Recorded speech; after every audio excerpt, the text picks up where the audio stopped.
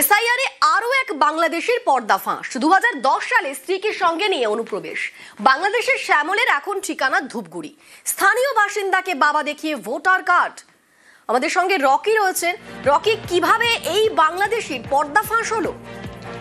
দেখো, তোমাকে প্রথমে বলে রাখতে চাইবো, শ্যামল রায় নামে একজন বাংলাদেশের রংপুরের বাসিন্দা চোরাপথে কিন্তু ভারতবর্ষ ঢুকে পড়ে।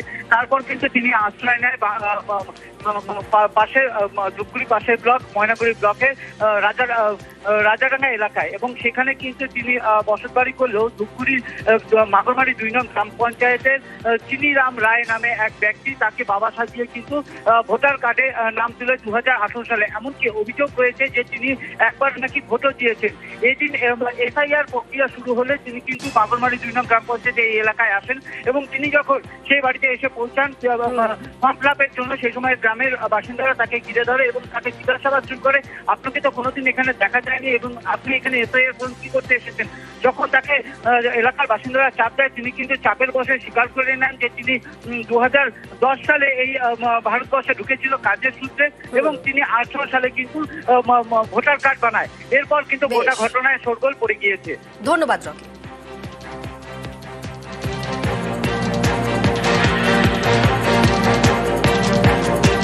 এখানে আমি 2010 সালে আসছি, অবৈধভাবে আসছি। আইডেন্টি কার্ড করছি 18 সালে।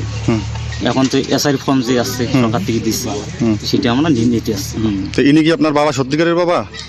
সত্যিকারের বাবা না, ওই দালাল করে দিছে? দালাল করে দিছে। এনুমিনেশন ফর্ম আসছে, দিনও শেষ হয়ে যাচ্ছে।